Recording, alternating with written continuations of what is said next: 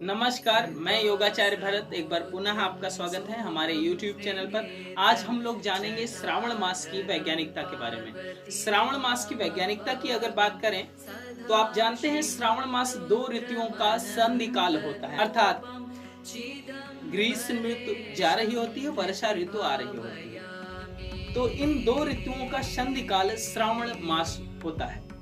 जब 2 ऋतुओं का संधि काल होता है, आप जानते हैं 2 ऋतुओं के संधि काल में ही इम्यूनिटी पावर आपकी लो होती है। जैसा कि नवरात्रा में होता है, 2 ऋतुओं का संधि काल होता है, तो हम लोग नवरात्र करते हैं, ठीक है। 2 नवरात्रि जो आप करते हैं वो ऋतुओं का संधि काल होता है, क्योंकि ऋषियों ने एक ऐसी परंपरा बनाई जिसके आधार पर हम अपनी जीवनी शक्ति को उत्तरोत्तर विकसित कर सकें। श्रावण मास में जैसा कि ऋतु का संधि काल है और हमारी जीवनी शक्ति नीचे है, तो उसको ऊपर उठाने के लिए, हम जीवनी शक्ति को विकसित करने के लिए हम सात्विक प्रवृत्ति की ओर उन्मुख होते हैं, अर्थात हम तामसिक चीजों से थोड़ा सा दूर होते हैं।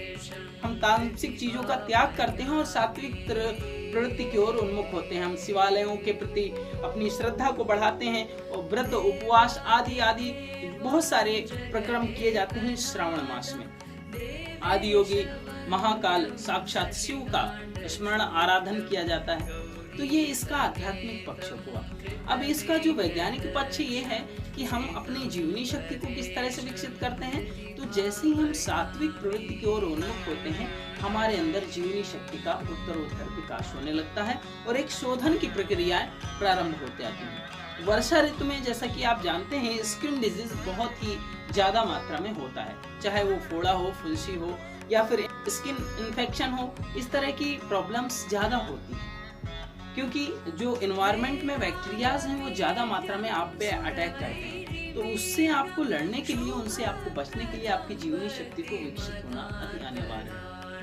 एक बात और आती है जो इसकी बहुत ही गहरी वैज्ञानिकता है, जैसे कि बिल्व पत्र हम शिवालयों में शिवलिंग पर चढ़ाते हैं, भगवान शिव को जो बहुत ही प्रिय है। बिल्व पत्र के पीछे का एक बहुत ही वैज्ञानिक आधार है। बिल्व पत्र में जैसे कि बहुत सारी औषधियां होती हैं, उनमें प्राणिक ऊर्जा आकर्षित करने की क्षमता होती है, लेकिन जो बिल्व पत्र है इसमें प्राणिक ऊर्जा को आकर्षित करने की बहुत ही गहन क्षमता होती है। प्राणिक ऊर्जा जैसे कि बिल्व पत्र आप शिवालयों पर चढ़ाते हैं तो भगवान शंकर की एनर्जी की, आदि गुरु आदि योगी की एनर्जी को एब्जॉर्ब करने की गहन क्षमता उसमें होती है। अब उस एनर्जी को वह बिल्व पत्र अवशोषित करता है। अब बिल्व पत्र की अगर औषधीय गुणों की बात करें तो बिल्व पत्र को अगर इस मास में, श्रावण मास में 3 पत्तियों का काढ़ा बना करके और अगर आप सेवन करें, जैसे ग्रीन टी आप बनाते हैं, लेमन टी आप बनाते हैं, उस तरह से आप काढ़ा बना करके बिल्व पत्र का अगर सेवन करेंगे तो बहुत ही ज्यादा लाभ प्राप्त होगा, क्योंकि इसमें ऐसा एंटीऑक्सीडेंट पाया जाता है जो आपके स्किन को प्रोटेक्ट करने के लिए बहुत ही ज्यादा लाभकारी है। इसका थोड़ा सा चटनी बना करके आप सेवन कर सकते हैं, काढ़ा बना करके आप सेवन कर सकते हैं। तो इस तरह के अगर बिल्व पत्र का सेवन भी करेंगे, एक बार आप शिव जी को अर्पित भी करें बिल्व पत्र, लेकिन अगर इसका सेवन करेंगे तो उसका लाभ अधिक प्राप्त होगा और आपकी श्रद्धा भी बढ़ेगी भगवान शंकर को बिल्व पत्र चढ़ा करके और जो भी पूजन आराधन करके।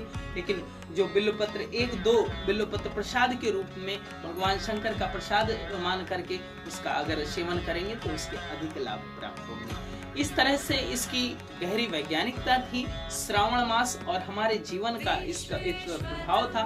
तो इस तरह से इन सावधानियों को बरतते हुए और इस बिल्व पत्र का और श्रावण का आनंद पूर्वक आनंद लें और शंकर से प्रार्थना करें जो विश्व रूपी विपदा है वह हम सभी को एक लड़ने की सामर्थ्य प्रदान करें। फिर मिलेंगे एक नई योगिक चर्चा के साथ, तब तक के लिए बहुत बहुत धन्यवाद, आभार। हमारे YouTube चैनल योग जीवन को लाइक एंड सब्सक्राइब करें और साथ ही बेल आइकन को दबाएं ताकि आने वाली अगली वीडियो की जानकारी आपको मिलती रहे। धन्यवाद।